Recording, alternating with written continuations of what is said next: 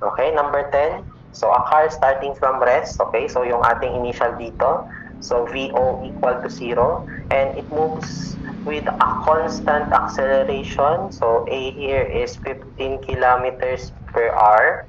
And that's only for hour or for an hour. So, time natin dito, 1 hour. Then, ano mangyayari? Magde-decelerate daw siya. So, if there is a change in acceleration or change in the status of movement or motion, so kailangan na natin gumawa or mag-establish ng second condition. So, ano nangyari after 1 hour? Okay? Nag-decelerate daw siya at constant kilometer per hour squared. Okay? So, until, okay, take note, it comes to a stop. Magsa-stop siya. So, yung VF natin dito is equal to 0. Stop kasi. Ayan. So, mostly, nearly how far has it traveled? Okay? So, yung total distance traveled, yun yung tinatanong dito. So, take note lang for this first condition, meron siyang na-travel dito. Okay? Kaya lang hindi sinabi. So, i-plus lang natin yan saan? Okay? Dito sa time na nag-decelerate na siya. Take note, habang bumabagal siya ng bumabagal, meron pa rin yung distance traveled at hindi rin yan sinabi. Kukunin natin yan. So, ito yung ating working equation. So, yan. Kailangan nating mahanap yung S1 at saka S2 para makuha natin yung sagot. Ngayon, ano pa ang kulang na parameters natin dito? So, kailangan natin yung final velocity for the first condition. Okay? Bakit kailangan natin yan, sir? Kasi i-input natin yan dito sa second condition nung nag-decelerate na siya. So, ano ba ang implication yan, sir? So, that is V1 now will be the initial condition dito sa second condition. So, this is your VO ng second condition. Okay? Lagyan natin ng mga subscript. Okay? Para hindi tayo malito. Sige. So, punta tayo sa first condition. Alamin natin kung ilan yung na-travel niya at yung velocity or final velocity niya. So, that is, excuse me, so, S now or S1 is equal to what? Okay, yung ating VO1T plus 1/2 AT squared. Okay, take note, this is for 1 hour. So, that is S1 now is equal to VO. Take note, from rest, 0. So, hindi ko na ilalagay ito, no? Okay, so plus 1/2 multiplied by yung acceleration natin. So, that is 15 kilometers per hour squared. Okay, 15 kilometers per hour squared, i-multiply natin ng isang oras. So, compatible naman yung unit, so wala tayong problema. So, this is now equal to, so, 0.5 times 15 times 1 squared. So, this is 7.5 kilometers. Yan yung na-travel niya within 1 hour. At ano pa ang hinahanap natin dito? Yung VF natin. Okay? Final velocity for 1 hour. So, therefore, gamitin na lang natin yung VF is equal to VO plus AT. Okay? So, this is for your final velocity. So, this is VF1 is equal to, starts from rest, 0 plus 15 kilometers per hour squared multiplied by 1 hour. Okay, so this is now, VF now is equal to 15 kilometers per hour. And this is equal to your initial condition for your second condition. Okay, so punta tayo dito. So, second condition natin. Take note, okay, after 1 hour, magde-decelerate siya until mag-stop. Pero take note, hindi sinabi yung time. So, ano sa natin, kinematics equations natin ang magagamit. Okay, so we will use VF squared is equal to VO squared plus 2AS. Kasi wala po tayong time na sinabi dito. Okay, so therefore, VF now is 0, okay? For the second condition, magsa-stop siya. So, is equal to yung ating VO. Palitan ko lang yung ink na lang ng ballpen para alam natin na second condition siya. Ito. So, 0 is equal to yung ating VO dito. So, from here, 15 kilometers per hour. So, this is 15 squared plus 2 times yung acceleration natin. Take note, deceleration ito, negative 7.5 kilometers per hour squared. So, wala tayong problema dyan. Multiplied by yung ating S2. Ayan na. Makukuha na natin yung S2. Okay, after 1 hour na ito. So, 0 is equal to 15 squared plus 2 times negative 7.5 times x. Okay, so this is 15 dapat ito. Mali yung na-type. Okay, so this is 15.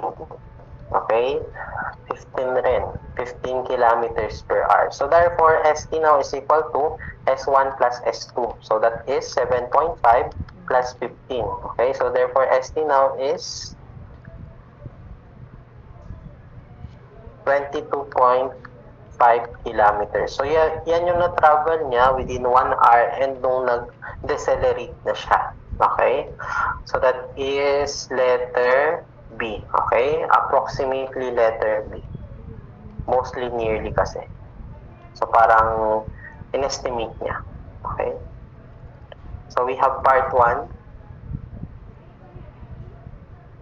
We have part 2.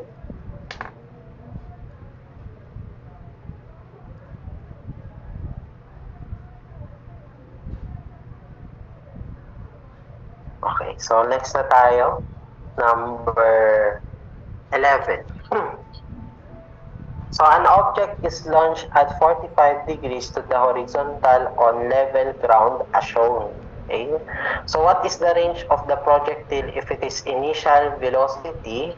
So yung VO natin dito or yung VI is equal to 55 meters per second. So take note, angle of release 45 degrees. So neglect air resistance. Okay? So kailan daw tayo makakuha or hindi?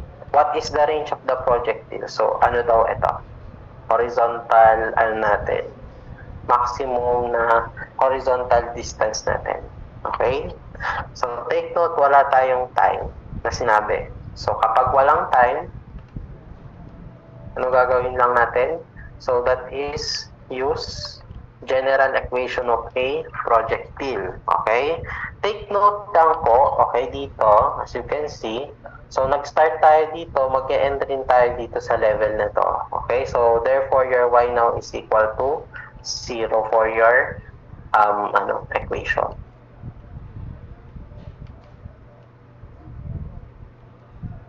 Okay? So sabi ko nga sa inyo, 0 yung y natin dito kasi bumalik siya sa level na to.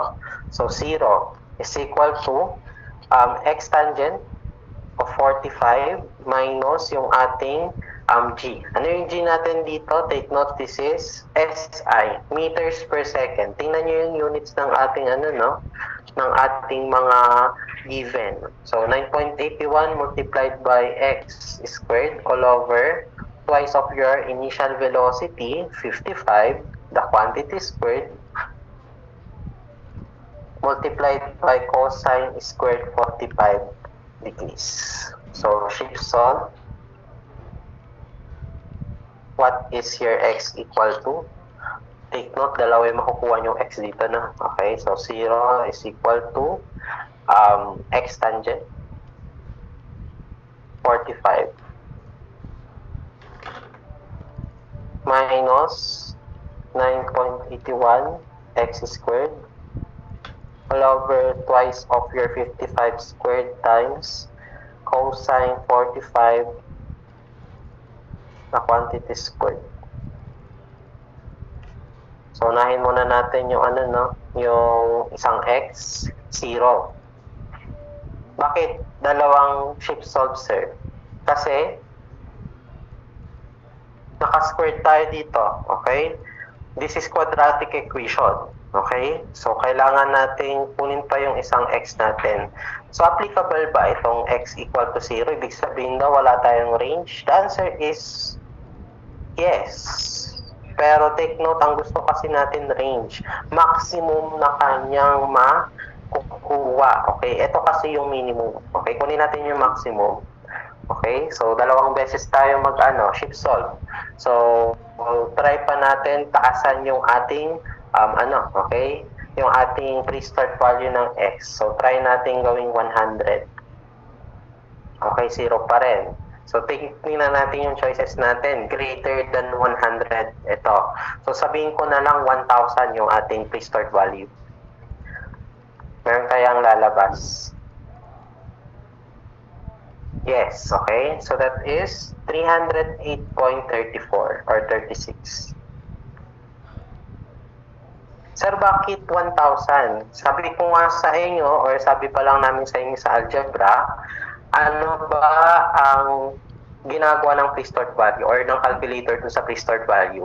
Kung ano ang malapit dun sa pre-stored value, yun yung ilalabas niya na sagot. Okay? Katulad kanina, 100. So, mas malapit si 0 kaysa sa 300. Okay? Kaya 0 yung nilabas niya. Okay? So, kung 1,000, mas malapit naman yung 308 kaysa sa 0. Okay? Kaya yan yung lalabas niya. So, this is letter. Okay, letter A. So, yan. Basic algebra lang yung kailangan. So, dito, not applicable to. NA. Kasi range.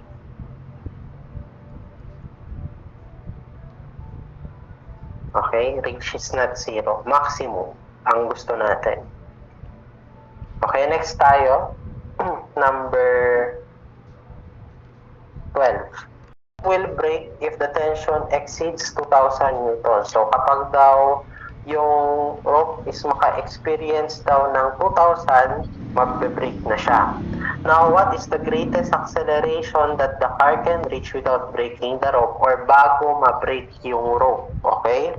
So, take note lang, okay? I-ano muna natin yung mga forces natin dito. I-drawing lang natin.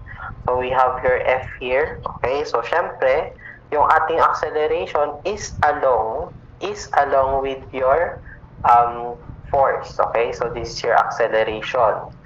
Take note, may acceleration tayo, so there will be a reverse effect of that. Okay? So, called your REF or your reverse effective force. Okay? So, we will now use your dynamic equilibrium equation. So, that is summation of forces along horizontal equal to 0. So, this is your dynamic equilibrium.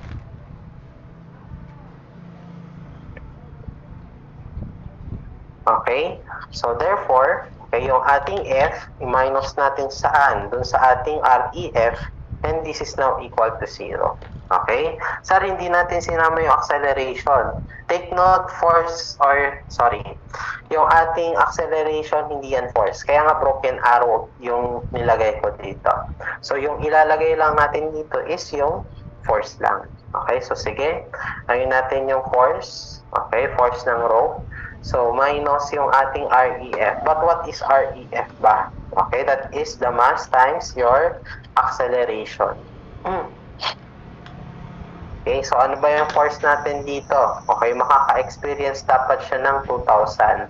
Bago siya mag-break, 2,000 muna, then after that, mag-break na siya.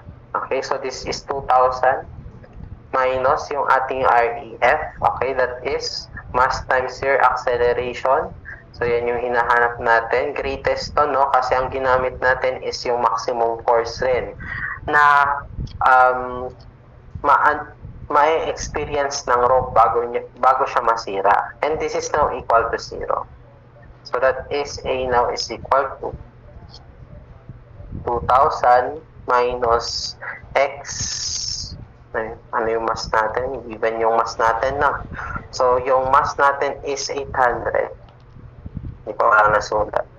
Okay?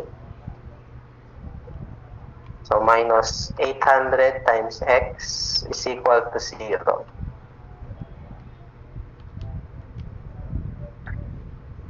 Okay, so this is 2.5 meters per second squared. Okay, yan po yung may experience ni rope natin na acceleration before siyang mag-break. Okay, kapag nilakihan mo pa kasi yung 2,000 na yan, wala na. Okay, sira na. Okay. Next tayo, number 13.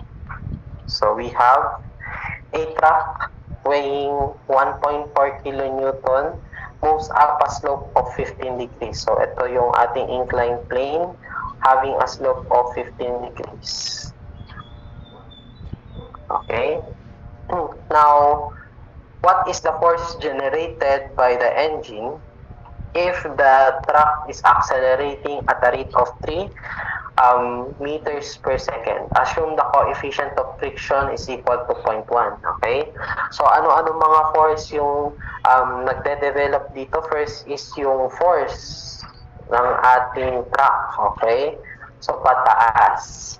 Okay? The second is during the time of okay, yung pagtaas niya, meron siyang nade-develop na acceleration. This is along the track of force. Okay, so this is equal to 3 meters per second squared. Okay, so kung may force tayo, okay, at saka acceleration, meron tayong reverse effective force na siyang kokontra dun sa ating acceleration. Okay, ano pa? Yung ating friction. Take note, merong sinabi dito, coefficient of friction. Merong effect yung friction dito. So, meron tayong FF, okay? That is against the movement of your force, okay? Kung pataas to, pababa yung friction natin. And another is merong effect yung ating weight dun sa ating movement, okay? Habang bumibigat, mas mahirap siyang umakyat, okay? So, that is always pointing downward on your pointing downward, papunta sa center of the earth. Okay, always yan, downward yan. Ayan, so ito yung ating weight. Okay, so ano ang mangyayari dito? Okay, so kunin na lang natin yung components ng weight na to, yung kanyang horizontal at vertical components. So sige, so draw lang natin yan. So gamitin ko na lang tong light blue. Ayan, so we have here a force that is perpendicular. So this is what we call your normal force, okay? So ang ating dito, angle dito is 15 degrees. Okay, dito sa may mismo force natin versus the weight, okay? Then also we have your x component ng ating weight. So Wx. Okay, we have your N, or that's your Wy. Okay, this is the new, normal force. Okay, so sige, tingnan na natin to. So summation of forces along your inclined plane is equal to 0. Okay, so sige, anuhin na natin. Kunin na natin, kolektahin natin yung mga forces na nasa incline. So, first is yung F natin pataas. So, that's positive. Next is yung ating REF. Okay? So, kumukontra yan sa force or sa acceleration, I should say. So, that is REF. Minus natin yan. Then, susunod, kukontra yung ating friction. Okay? So, minus natin yung FF. Ano pa? Yung ating horizontal component ng weight, okay? Kasi along siya dun sa inclined plane. So, this is minus Wx and this is equal to 0. Okay? Pero take note ulit, ano ba ang ating REF? That's your mass times acceleration. And the second one is your FF. Ano ba ang FF natin? is equal to your mu multiplied by your normal force, or this is equal to your mu multiplied by your normal force. Okay, yung normal force natin, that's your Wy, or that is mg, or the weight, multiplied by, so that is multiplied by cosine. Bakit cosine, sir? Okay, kasi dikit siya, or magkadikit sila ng ating angle dito. Adjacent, diba, kapag cosine. Okay, so yan. So ilagay na natin dyan yun. Okay, so this is now F minus yung ating REF, that is mass times acceleration.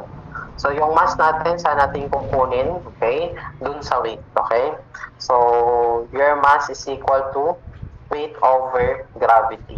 Okay, so that is mass times acceleration, 1.4 times 10 to the 3 all over gravitational pull, 9.81, multiplied by yung acceleration natin. So sabi natin kanina, nag-accelerate ng 3 meters per second squared, minus yung ating FF. FF is equal to mu n, or that is your mu, given naman 0.1, multiplied by yung ating mass times gravity, or that's the weight. Okay, so this is 1.4 times 10 to the 3. I-multiply natin saan? Sa cosine ng ating angle, cosine 15. Yan. So ima-minus pa natin yan saan? So minus yung ating Wx. But what's your Wx? That is W sine. Bakit sine? Sir, katapat niya yung ating angle. Okay, opposite yan. So that is W, so that is 1.4 times 10 to the 3 multiplied by the sine of the angle, 15 degrees. And this is equal now to 0. Okay, shift solve, what is your F equal to, or i-transpose nyo na lang lahat sa kabila. Okay, may iwan lang yung F. So that is 1.4 times 10 to the 3 over 9.81 times 3 plus 0.1 times 0.1 times 1.4 times 10 to the 3 times cosine 15 plus 1.4 times 10 to the 3 sine of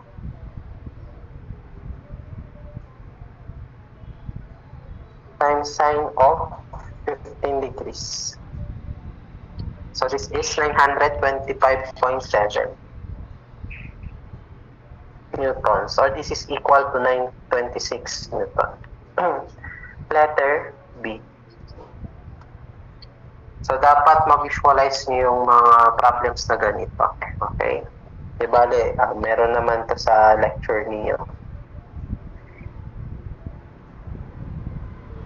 Okay, next tayo, number 14. So a train running along a straight track at 30 meters per second is slowed uniformly to a stop. Okay, take note, yung ating initial velocity dito, 30 meters per second, and magsa-stop siya. So therefore, Vf is equal to 0, and this is at 44 seconds. So we are going to find the acceleration and the stopping distance s. Okay? So unahin muna natin yung acceleration. Okay? So that is Vf is equal to Vo plus At. Okay? So therefore, this is Vf now is equal to 0. Okay? So this is equal to 30 plus A multiplied by 44. So what's now your A equal to?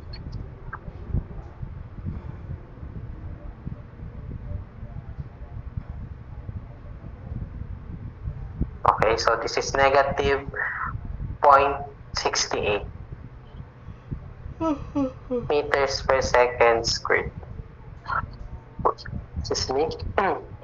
So next tayo, S, okay? So gamitin na lang natin dito yung in terms of time. So that is S now is equal to VOT plus 1/2 AT squared. Okay? So that is now S is equal 30 multiplied by 44 plus 1 half yung ating A, that is negative 0.68 multiplied by 44 squared. Ayan. So this is 30 times 44 plus 0.5 times answer times 44 squared. And this is equal to 660 meter, or that is what, okay? Gawin natin siyang kilometer, so shift n na lang siguro. Ayan siya. So that is 0.66 kilo, okay? Kilo, so that is kilometer. Shift n lang. That is letter B.